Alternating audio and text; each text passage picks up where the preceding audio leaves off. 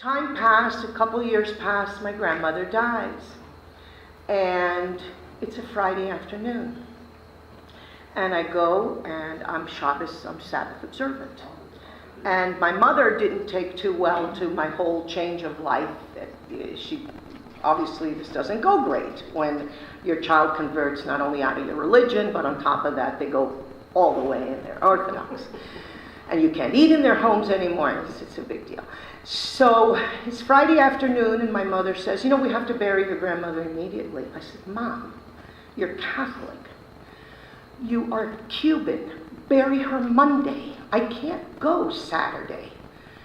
So she said, no, in our family we have to bury within hours. I said, what are you talking about? She said, no, hours. That's the family tradition. And we're burying her tomorrow, Saturday.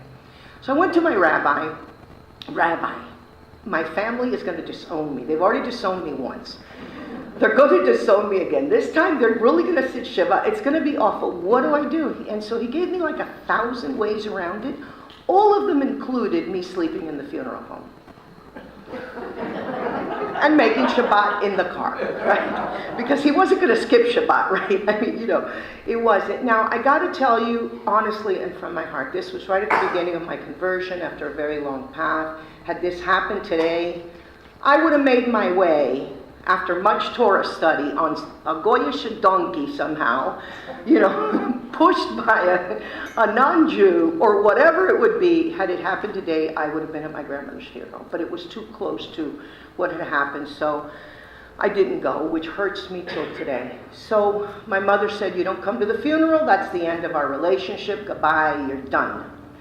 So Saturday morning I went to shul, and after Kiddush, a lot of my friends came to the house. My grandmother had died, I was in a lot of pain. We were very close. And all of a sudden my mother and the entourage of aunts and everybody wearing black come up the way, and I said, this is great, everybody's happy with me again, right? So she puts a box on top of the table and she said, I'm not talking to you, but your grandmother wanted me to give you this on the day you died. And she left, and the entourage left. And so inside the box was a hand of God, a hamsa, very antique, and an earring with the Star of David.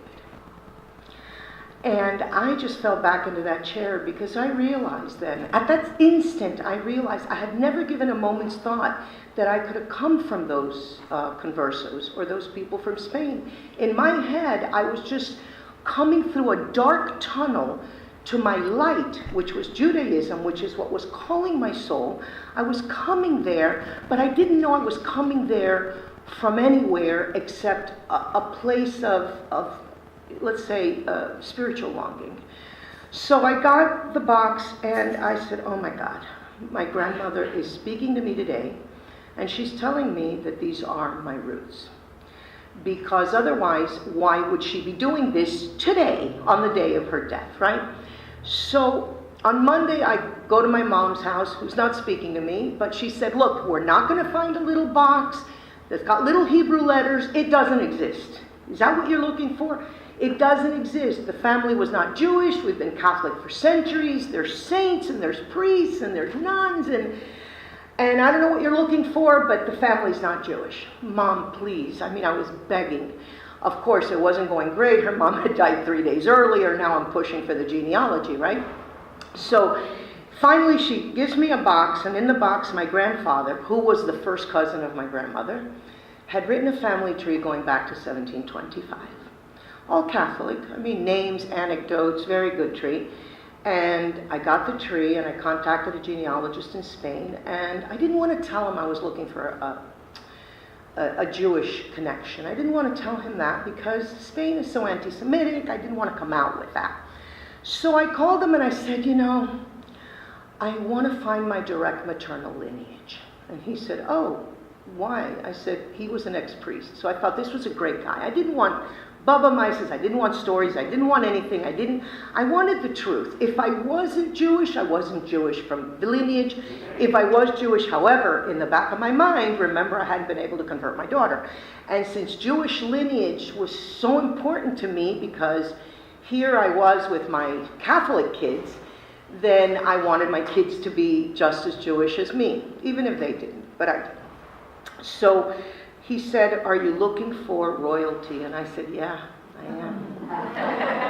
Are you looking for an inheritance?" I said, "Oh, you bet." And he was like probing, because I said, "Don't bother with the uncles, don't bother with the brothers. I just want the women," going all the way back. I mean, hello, I was Orthodox. I know what I need to find. There's men are not involved over there, just women, women, women. So I didn't know what I was doing, but I knew, having been sitting in front of enough Orthodox rabbinical courts, that at some point, whatever I found, I would have to schlep to an Orthodox rabbinical court to make my kids Jewish. I didn't know what that was, but I just knew it better be good. So he said, "Are you looking for a Jewish lineage?" I said, "Yes." And he said, "You'll never find it." I said, "Well, let's try."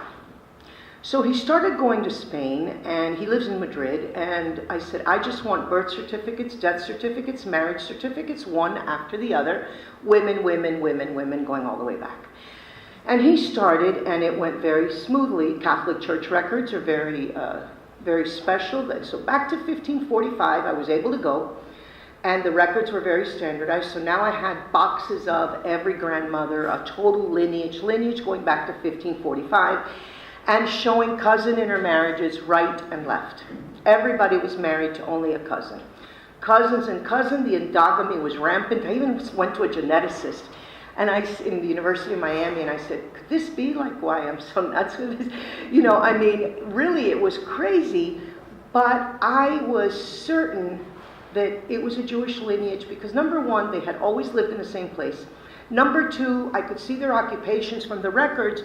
They were all typical Jewish occupations. They were tanners and furriers and shoemakers, and it was just what the Jews were back in the day. So I got everything back to 1545, and I had all of the circumstantial evidence, which I thought was great. Thought I did a great job. I got these boxes, and I made an appointment, went with Michael to the Beit Din Gadol in Jerusalem with all my boxes, and I said, "Here we go." And I sat with the rabbi, little table in the back of the room, and he's looking at the boxes and the myriad of birth certificates, and of course they're all Catholic Church records. And he's looking, and everybody's married to everybody, and nobody ever married outside. You married your first cousin, or you married your second cousin. Many times I was afraid they'd be marrying brothers and sisters. I was freaking out about this.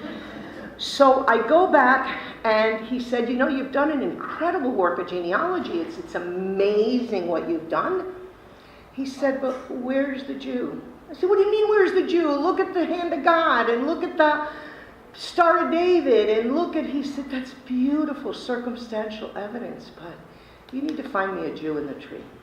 An actual Jew in the tree, on this maternal lineage." And then he said, "And furthermore, you need to find that village of your family, you need to find there were Jews living there, because Jews don't live alone." And he said, "I checked the history books, and I checked on the internet, and that little village of your grandparents, where they lived for 523 years, going back to 1545, the only evidence of there being Jews was a court order in 1496 from the king to the hunter that he could take the spoils of the Jews." He said, "That's not enough." He said, "You need to prove to me that village was Jewish, number one, and your family lived there, and number two, you need to find the Jew in the tree." Wow. I was in Israel, and I'm in the Laron Hotel. I took the boxes, I threw them against the wall, and I said, "I can't do this anymore." Because getting to that point, it was 5 or 6 years. And at that time, at one point, it stopped being about my kids. At one point, I became very active on social media. People started contacting me. "Please help me. I feel Jewish."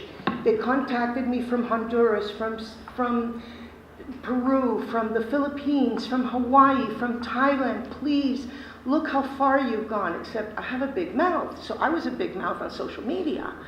And I'm like, oh my God, I have all of these thousands of people around the world looking up to me. And look what these rabbis said. I'm a pharmaceutical chemist. I'm not a historian. I came upon this for the reasons I told you. Painfully so. I had to stop talking to my family about it because, please, nobody cared. Nor, like my mom said, "You became Jewish, that was your decision. Don't schlep the whole family into it. We're good Catholics, just leave us alone." So I started using, like, my name is Maria Eugenia, so I started going by Genie. And then I used Milgrom, which is my husband's name, which now everybody thinks it's a Sephardic name because of my story. But no, my last name is Medina Ramis. And I started using Genie Milgrom so that my mom would not be, I'll use the word, embarrassed or upset or like, leave me alone. You know, by now she's like 78. It's like, let it go.